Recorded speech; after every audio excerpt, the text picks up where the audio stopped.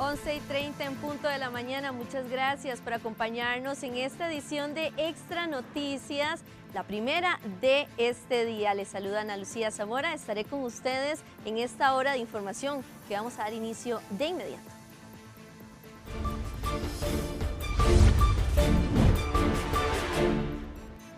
Vemos en pantalla a nuestros compañeros completamente en vivo desde distintos lugares de nuestro país. Nuestra compañera Jennifer Pasos está desde Heredia, Cristian Fallas desde los tribunales de San José. Y vamos a empezar con nuestra compañera Sheila Paniagua desde el OIJ, porque nos va a relatar qué fue lo que sucedió en los allanamientos de esta mañana, en las que detuvieron a una de las personas más buscadas de la DEA, a 3 funcionarios del Banco de Costa Rica y también a un pastor por un tema de narcotráfico y lavado de dinero. Adelante, Sheila.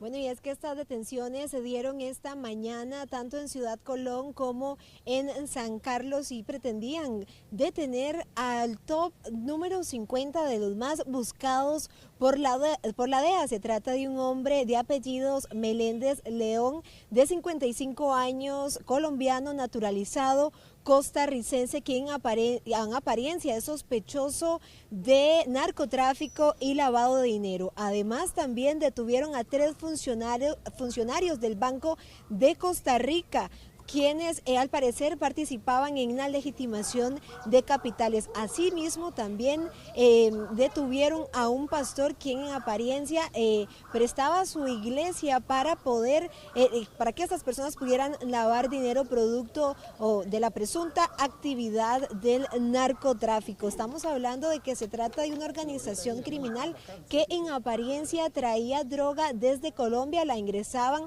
al territorio nacional y la almacenaban en unas empacadoras de yuca y piña para luego ahí empezar el proceso para empacarlas y camuflarla en estos productos para luego ser exportada hacia Europa. Y bueno, una situación que está investigando las autoridades judiciales desde el 2022, donde ya hoy detienen a 10 personas quienes en apariencia están vinculadas con esta organización criminal. En la siguiente información le vamos a ampliar sobre esta situación que realizó, estas diligencias que realizó el organismo de investigación judicial esta mañana. Veamos.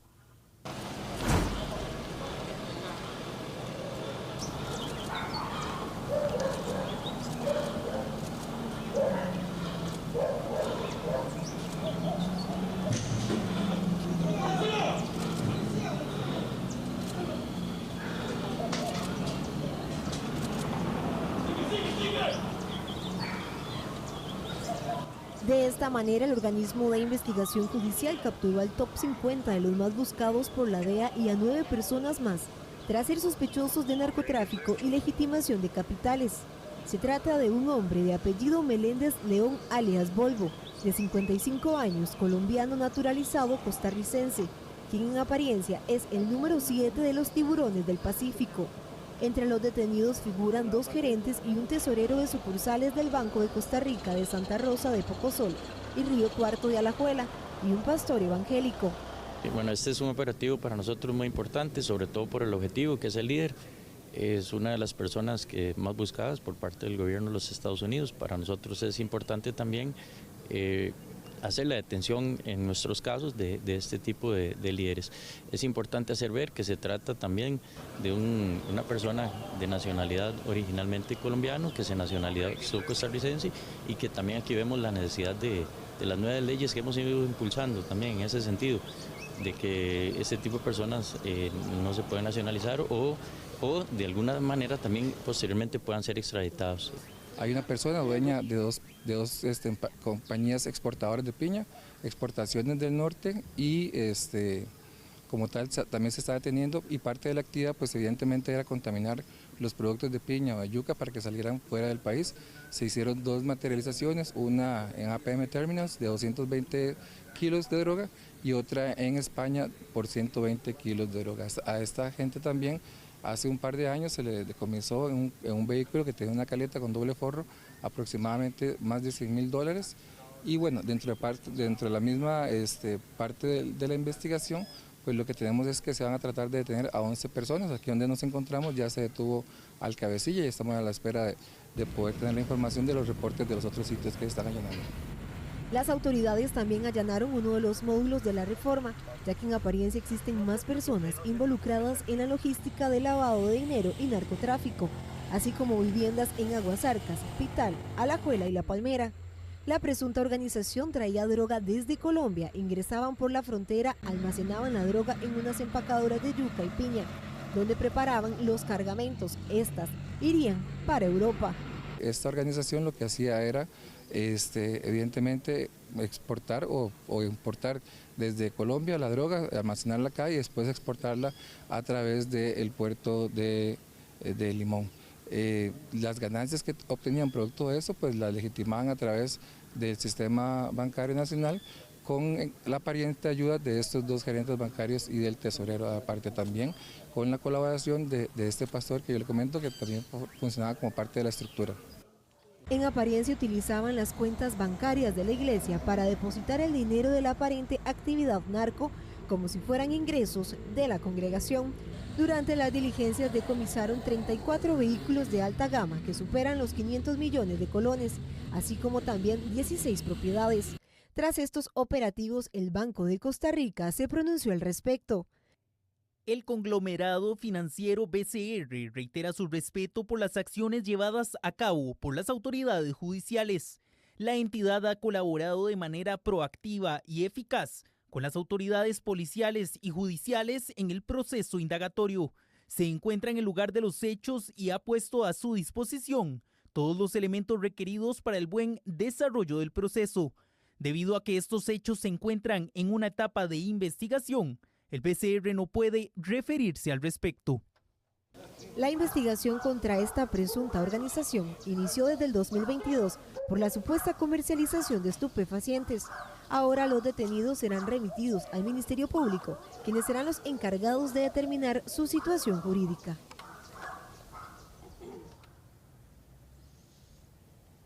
Bueno, cabe destacar que durante las diligencias que realizó la Policía Judicial esta mañana, decomisaron también 874.000 colones en efectivo, así como también 12.140 dólares también en efectivo, 2 armas de fuego, municiones, 15 teléfonos celulares, 6 computadoras portátiles, un grabador de video, 26 cabezas de ganado, así también como 7 dispositivos de almacenamiento y, según indicaba la Policía Judicial, otros elementos que serán importantes para la investigación. Como usted lo escuchó en la información anterior, ya a esta organización las vinculan con el decomiso de 220 kilos de droga que fueron decomisados en APM Terminals, así como también 120 kilos de cocaína en España. Pero escuchemos qué dice el ministro de Seguridad, Mario Zamora, con respecto a ser más sofisticadas las formas de envío de droga. Y esta vez, en vez de utilizar directamente droga en un contenedor, la encubren a lo interno de fruta fresca. Entonces, son elementos que reflejan aplicación de técnicas sofisticadas para encubrir el trasiego de droga, y es parte de los retos que las autoridades policiales enfrentamos día a día para efectos de poner bajo el marco de la justicia a quienes intentan infringir nuestro Estado de Derecho.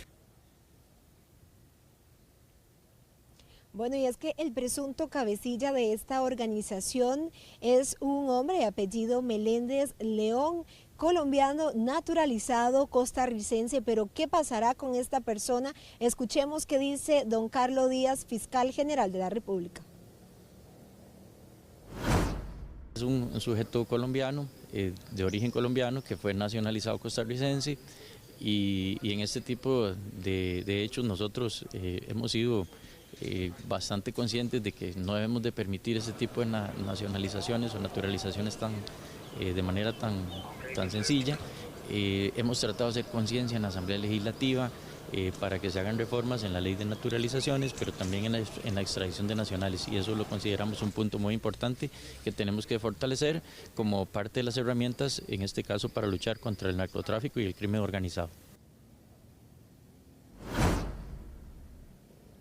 Fueron 10 los detenidos en este caso por el tráfico de drogas y también por el lavado de activos. 23 allanamientos que se realizaron este martes tanto en San Carlos como acá en San José, principalmente en Ciudad Colón, donde se detuvo al líder de esta organización. Cabe mencionar también que el organismo de investigación judicial también allanó un módulo de la Reforma, pues también ellos indican que hay más personas involucradas en la logística de este tráfico de drogas y también de lavado de dinero. Hasta el momento y desde el organismo de investigación judicial es la información que tenemos. Ustedes continúan con más.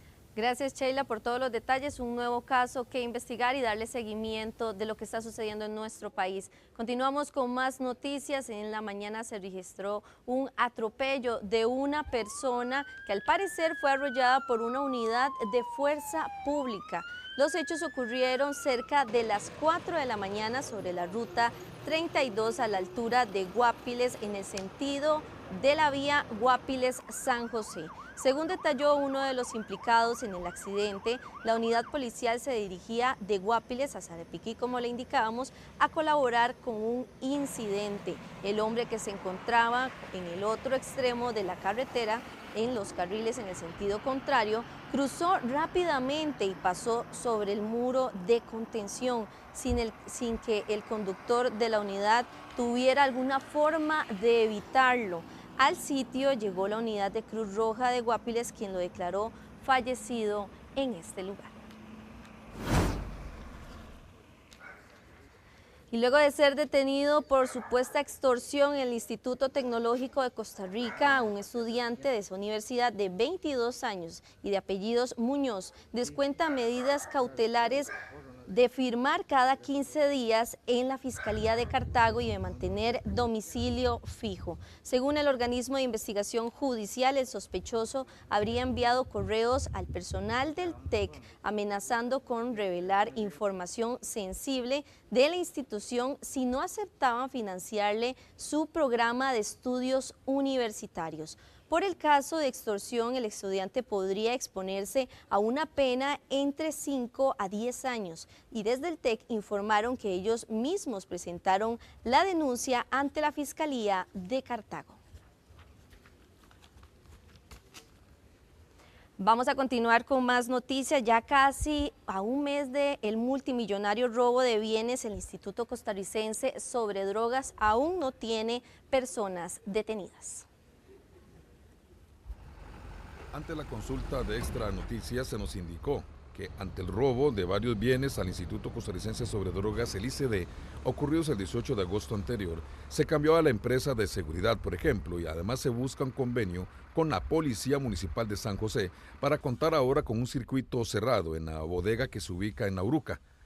En su momento se informó sobre 2 carros BMW y 2 motocicletas también de alta gama que fueron sustraídas, pero luego trascendió que eran al menos 6 carros de lujo, que incluso uno quedó encendido, pero no lograron sustraer. Al menos 10 hombres armados asestaron este multimillonario golpe. De acuerdo al ICD, el lugar era custodiado en su momento por un solo guarda de seguridad. En primer lugar, señalar que los vehículos sustraídos, por lo menos los 2 BMW y las 2 motocicletas, son de casos que están actualmente en trámite, estaban en depósito judicial provisional, aún no habían caído en comiso. Y aquí es de señalarse, debe recalcarse, que tanto la empresa de seguridad privada como el propio ICD tenemos seguros para los bienes que tenemos en depósito judicial provisional. Sustracción de una caja fuerte con valores, botas para motocross, drones, pantallas planas y otros bienes. Uno de los carros se ubicó en Santo Domingo de Heredia, otro más en Pérez Celedón en una calle solitaria, además de una motocicleta que también fue ubicada en esta zona de nuestro país. La otra motocicleta, de acuerdo a las autoridades, fue recuperada en Desamparados. Tarjetas de Sarapiquí prácticamente arrancaron un cajero automático para robarle el dinero. Esto tiene muy preocupado a los vecinos de la zona. Los vecinos de Horquetas de Sarapiquí continúan sumamente preocupados por la inseguridad que se está presentando en la zona. Esta madrugada se robaron el cajero automático del Banco Popular en la comunidad de La Victoria, en el distrito de Horquetas de Sarapiquí. Lo más duro que está pasando en Costa Rica, lo más feo, donde llegamos, ¿sabes? Lo que es afectar a la gente esto.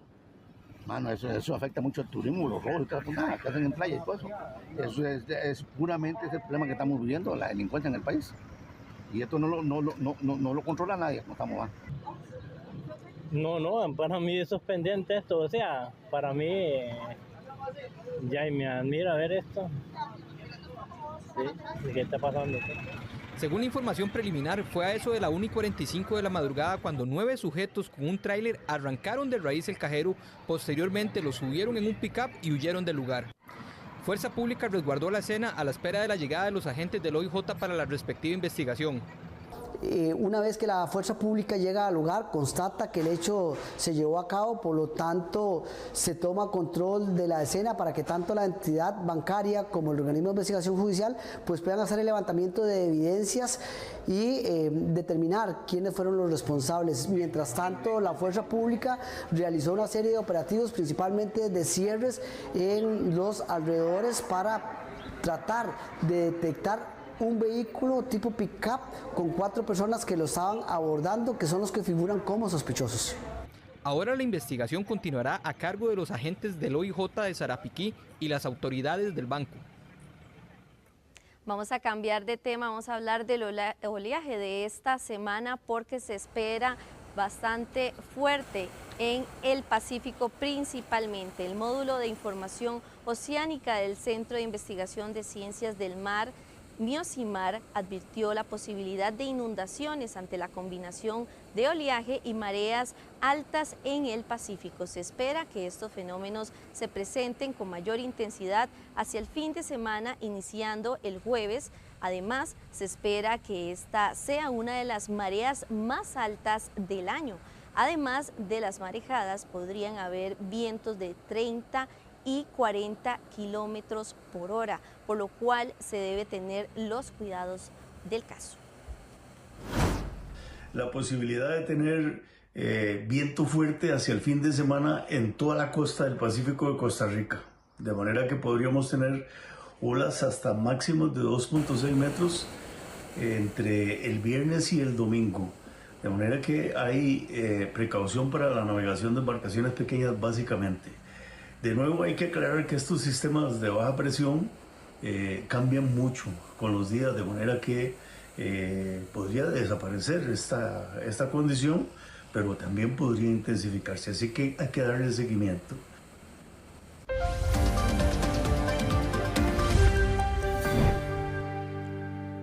Con 48. Otros centros médicos donde los servicios de pediatría también están al borde del colapso por virus respiratorios.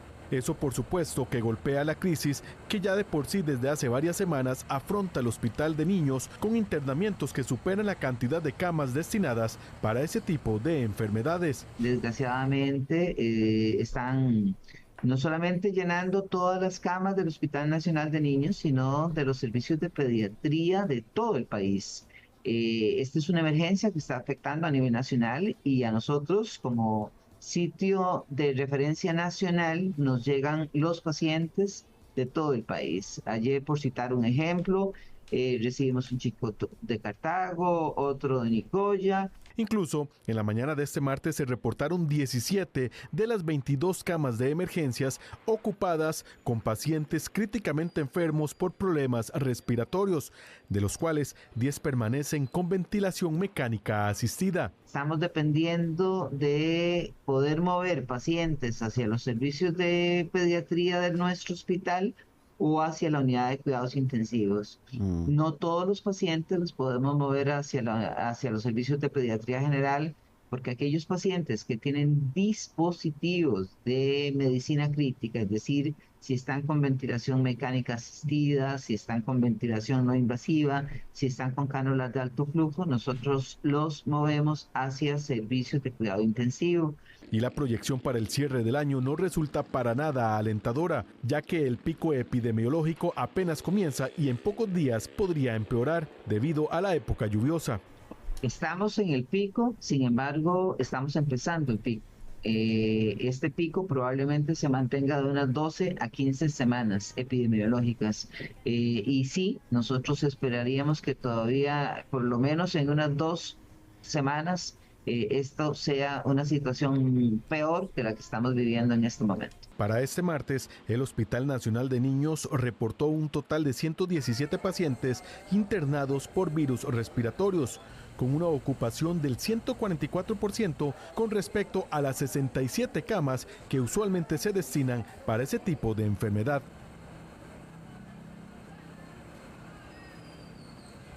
Y Costa Rica se encuentra entre los 22 países con mayor sedentarismo. Silvia Montoya es bailarina de la Compañía Nacional de Danza. Ella por su trabajo debe mantenerse todo el día activa. Entonces realmente es importante que todos aprendamos que la salud es hacer algo por nosotros mismos y eso es empezar a caminar o hacer algún tipo de ejercicio básico para poder que nuestro cuerpo, nuestro organismo y nuestra felicidad personal pues sea mejor. Sin embargo, este no es el caso de muchos costarricenses, pues el sedentarismo se ha convertido en una nueva pandemia a nivel global y Costa Rica no se escapa de esto. Le preguntamos a algunos costarricenses con cuánta frecuencia realizan algún tipo de actividad física y el por qué. Cada 2 semanas. Y salgo a caminar pues 2 veces a la semana, nada más. El doctor me dijo que tenía que caminar mínimo 30 minutos por día. O sea, es algo que tengo que hacerlo todos los días. Un informe de la Organización Mundial de la Salud proyecta que para el año 2030 más de la mitad de los costarricenses serán sedentarios. Conforme aumenta el sedentarismo, también aumenta con ella lo que son las enfermedades crónicas no transmisibles como la diabetes, hipertensión, también la obesidad, ciertos tipos de cánceres, enfermedades metabólicas. El sedentarismo en nuestro país muestra una tendencia al alza en los últimos 24 años, pasando del 41% a inicios del 2000 a la proyección del 52% para el 2030. Algún deporte que haga que la persona pueda activar su sistema circulatorio, despejar su mente, relajarse, porque eso es lo que hace precisamente el ejercicio, todos esos beneficios para nuestro cuerpo. Pero desgraciadamente hoy pasamos mucho tiempo sentados en oficinas, en los trabajos o en la casa, o también pasamos mucho tiempo sentados en los automóviles, en las presas que hay, y no cumplimos con esos requerimientos. La OMS establece que las personas deberían realizar al menos 30 minutos de actividad física moderada, como por ejemplo salir a caminar.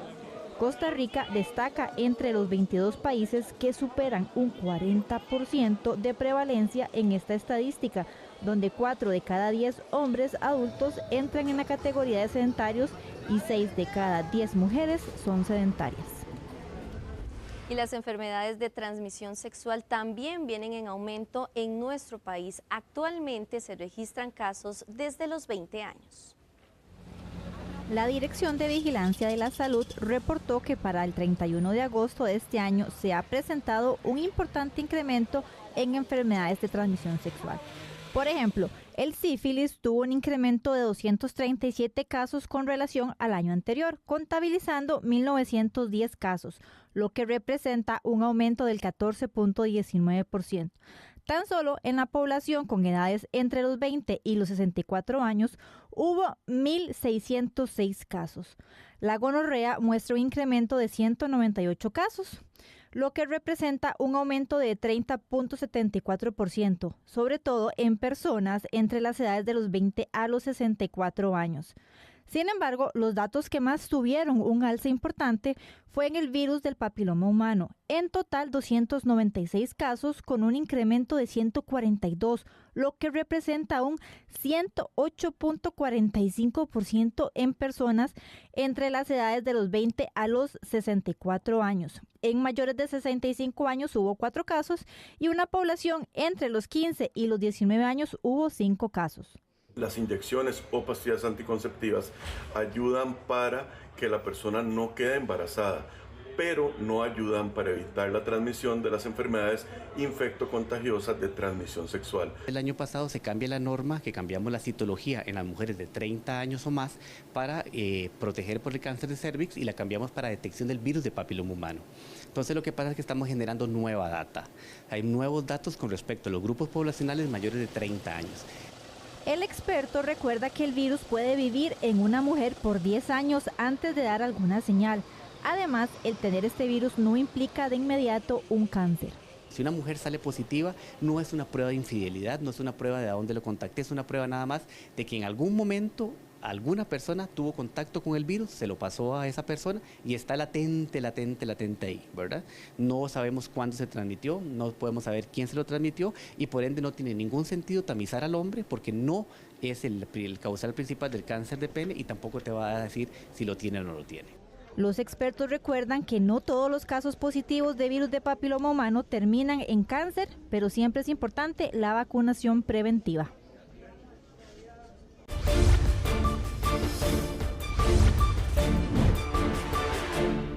En menos de una semana se sabrá si 18 personas que son investigadas por el caso Madre Patria continuarán en prisión. ¿Cuántas personas hacen falta por detener? Cristian Fallas con todos los detalles. Adelante.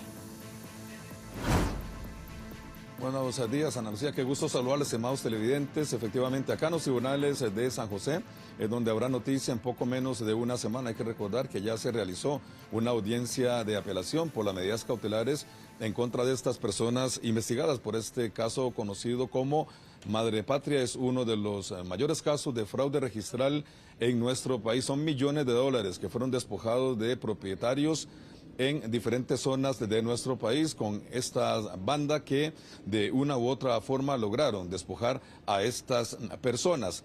Acá se va a resolver esta apelación donde hay 18 de ellas que están en prisión preventiva. Un año se les había dictado semanas atrás por parte del juzgado penal y el resto de personas tienen algún tipo de medida alterna. Estamos hablando de al menos 10 personas más, pero sin duda alguna es una de las bandas más organizadas en nuestro país que ha sido investigado por este tipo de fraude registral en nuestro país. Hay que recordar que incluso hay unas propiedades en Guanacaste valoradas algunas en 5 millones de dólares y en este caso los supuestos líderes de este grupo de delincuentes serían de nacionalidad española. Pero también hay 2 personas que faltan por detener, donde el OIJ sigue tras los pasos de estos 2 personas investigadas y de que son de interés para el Ministerio Público. Pero también nosotros en estas noticias tenemos lo que es el expediente precisamente de este caso Madre Patria. Vamos a mostrar a continuación un organigrama para que usted tenga una idea cómo es que ellos estaban operando en su momento de acuerdo a esta investigación. Tienen ustedes en este momento lo que es este organigrama donde se ve que precisamente lo que hacían primero era búsqueda de propiedades en nuestro país, por ejemplo, también en bases de datos municipales, que eso es importante anotarlo. Inmediatamente 2 abogados notarios, en este caso un notario y una notaria de acuerdo a la investigación, se encargaban de hacer el traspaso de una manera aparentemente fraudulenta, despojando a estas personas, sobre todo, Ana Lucía y estimados televidentes, personas extranjeras y también adultos mayores vulnerables y propiedades que tuvieran unos 10 años aproximadamente de no tener ningún tipo de movimiento. De inmediato entraba en acción un sospechoso que sería el encargado de entregar precisamente esta escritura ante el Registro Nacional para luego aparecer en este organigrama o en esta maquinaria lo que sería el testaferro, precisamente quién es esta persona que sería el nuevo propietario de manera fraudulenta de esta propiedad. Luego se están buscando, por ejemplo, inversores o hacer algún tipo de préstamo hipotecario. ¿Y eso qué es lo que va a permitir? En su momento bancarizar precisamente esta transacción y de ahí sería el supuesto lavado de activos o lavado de dinero. Este es un organigrama básico de cómo operaban, pero bastante efectivo y donde las autoridades judiciales lograron entonces detener a estas personas. Importante entonces que en menos de una semana se sabrá exactamente si estas 18 investigados estarían todavía tras las rejas o se les va a hacer algún tipo tipo de cambio en sus medidas cautelares en este que es uno de los casos más complejos que se han investigado en nuestro país. Nosotros conversamos con don Rafael Rodríguez, él es uno de los abogados defensores, que es curioso en este caso porque ellos en primera instancia, los representados de este abogado litigante, estaban presentados como denunciantes de que habían sido despojados de millones de colones en moneda virtual, o lo que se conoce como Bitcoin, que es parte también de esta investigación, y resulta que a la hora de los allanamientos el Ministerio Público más bien ordena la detención de estas personas, más bien como sospechosos y ser supuestamente partícipes en estos fraudes registrales. Parte de esta investigación bastante compleja. Vamos a escuchar al abogado, que es lo que nos ha comentado en horas tempranas acá en Extra Noticias. La audiencia se llevó a cabo en donde se hizo presente todos los abogados y la mayoría de los imputados para establecer cuáles eran las falencias que tenía esa sentencia emitida por la juzgadora. Casi todos los abogados fuimos coincidentes en determinar que no hubo una fundamentación adecuada, pero además de eso, de que los elementos de prueba no eran suficientes para establecer el grado de probabilidad máxima en la. Son personas de interés para la Fiscalía. Nosotros, de acuerdo con lo que el juez que tuvo a cargo la audiencia, estamos esperando que se resuelva por parte de él la apelación presentada. Estaremos atentos, Ana Lucía, más televidentes, de lo que vaya a resolver el juzgado de apelaciones acá en el primer circuito de San José, acerca si de esas 18 personas por el caso Madre Patria se mantendrán en prisión preventiva, pero nosotros también en próximas entregas les vamos a tener más detalles acerca de cómo operaba esta banda y sobre todo el despojar a adultos mayores de propiedades con bastante valía aquí en nuestro país. Se reporta de Cristian Fallas Vial, Extra Noticias acá desde el primer circuito de San José. Pase usted muy buen día. Gracias, Cristian, por todos los detalles.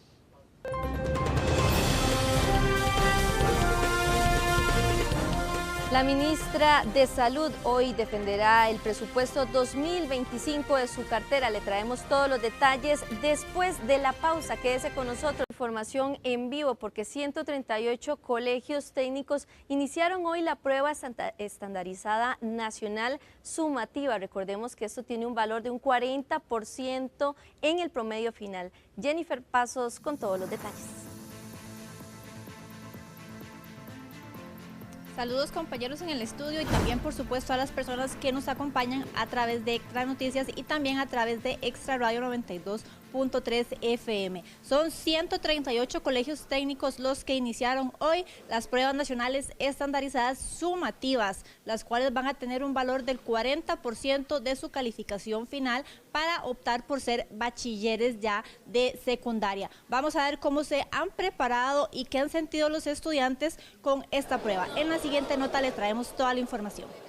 30 minutos le tomó a Axel finalizar el primer examen de la prueba estandarizada en el Colegio Técnico Profesional en Mercedes Norte de Heredia. Me sentía preparado, gracias a Dios todos los temas que entraron ya los habíamos visto aquí en el cole, y los exámenes, la ventaja de que sean digitales es que se hacen un poco más sencillos. La mayoría del tiempo que uno gastaba rellenando bolitas o cansándose rellenando bien las bolitas, ya se soluciona ese problema. Matías tardó aproximadamente 40 minutos en resolver este examen de 35 preguntas.